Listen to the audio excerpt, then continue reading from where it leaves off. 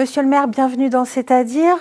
Environ 3200 tonnes de déchets sont ramassées par an sur la ville, à peu près 1200 tonnes sur les jours de collecte, c'est-à-dire une fois par mois, et 2000 tonnes en dépôt sauvage. Est-ce qu'il ne faut pas augmenter les jours de collecte une fois par mois? Est-ce que c'est réellement suffisant? Alors il faudrait diminuer les déchets déjà, parce qu'il y a des dépôts qui ne sont plus des encombrants, mais qui sont des poubelles tout simplement, et ces poubelles devraient aller à la poubelle. Et ensuite, il y a des personnes qui devraient respecter les consignes, c'est-à-dire il y a une déchetterie à Gennevilliers qui est gratuite, ce qui n'est pas le cas dans toutes les villes de France, et utiliser cette déchetterie. Ensuite, on fait un ramassage supplémentaire qu'on ne déclare pas, mais on est en train de regarder les dispositifs que l'on pourrait faire pour encore améliorer. Mais notre problème n'est pas tant le ramassage que le fait qu'il y ait des dépôts sauvages. Alors oui, et autour de ces dépôts, vous avez installé des barrières. Pourquoi ? L'idée, c'est un peu de faire un peu de pédagogie pour ceux et ceux qui en ont besoin, de faire en sorte qu'ils sachent, de découvrent s'ils sont de mauvaises intentions, parce que quand même ça devrait être naturel, que ce ne sont pas des lieux de dépôt que l'on doit faire. Alors vous parliez de la déchetterie, mais certains n'ont pas forcément de voiture pour y aller. Est-ce qu'un système d'enlèvement des encombrants sur rendez-vous, ça serait peut-être pas plus simple? Alors ça, c'est une demande que j'ai proposée au service d'étudier. Jusqu'ici, on me disait que ce n'était pas très efficace, parce que les villes qui avaient ça, ça ne fonctionnait pas, ça ne réduisait pas plus les dépôts. Ceci dit, c'est quelque chose que je suis prêt à étudier. Vous avez essayé quand même plusieurs stratégies pour réduire ces déchets. Une campagne d'affichage où vous dites que 80% des Gennevillois savent où jeter leurs déchets, des barrières. Ce qui est vrai, parce que malheureusement, c'est une infime minorité qui nous pourrissent la vie. Alors maintenant, c'est les barrières pour informer que ces lieux ne sont pas des poubelles. Quelle est la prochaine étape?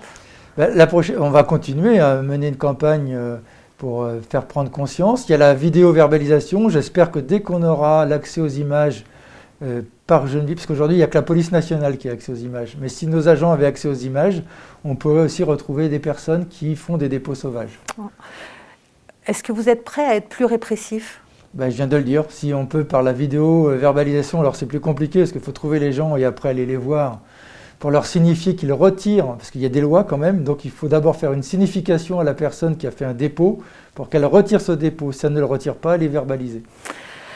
Alors ça coûte quand même près de 400 000 € par an. Vous en feriez quoi de cette somme? Ça, vous répondre à brûle pour point, c'est compliqué, mais il y aura certainement des utilités bien meilleures que celles de ramasser des encombrants. Ça pose la question des déchets. Il faut réduire la masse de nos déchets de toute façon. Et puis je vois souvent des cartons. Rien n'interdit aux gens de déchirer le carton et de mettre ça dans la poubelle papier. Ce ne sont pas vraiment des encombrants, ces cartons. Il faut aussi apprendre à faire la différence, est-ce qu'est un encombrant, est-ce qu'est un déchet. Des cartons, par exemple, ça se déchire et ça se met dans la poubelle. Qui s'occupe de ramasser tous ces dépôts sauvages? Alors, il y a à la fois le service propreté de la ville et on a aussi Sépur qui a gagné la délégation de service public et qui fait ce ramassage. Alors, ça mobilise quand même beaucoup de personnel. Au niveau de Gennevilliers Propreté, est-ce que c'est leur mission ou est-ce que ça l'est devenu par la force des choses? C'est leur mission et c'est une mission qui prend de plus en plus de place, malheureusement. Au détriment du reste, c'est-à-dire pendant qu'on passe la benne pour ramasser des dépôts, on ne passe pas les gros véhicules pour nettoyer les rues. Enfin, il y a des choses de ce type qu'il faudrait pouvoir alléger pour mieux travailler sur la ville. Vous prévoyez régulièrement des opérations de nettoiement approfondies, mais souvent quelques jours après, l'opération est à refaire. Comment est-ce que vous l'expliquez? Ce n'est pas complètement juste, parce que souvent ça aide quand même à bien nettoyer. Et après, c'est l'inconscience des personnes qui font ça. Il y a des individus, mais il y a aussi des petits entrepreneurs, parce que quand on a des tonnes, ce ne sont pas les personnes individuelles qui amènent des tonnes de gravats, ce sont des petits entrepreneurs qui pourtant font payer aux personnes le ramassage des déchets et qui après, plutôt que d'aller dans une déchetterie comme tout entrepreneur devrait le faire, les déversent dans la ville. Là, la vidéo verbalisation sera... pourrait être utile, oui. Vous n'êtes pas découragé?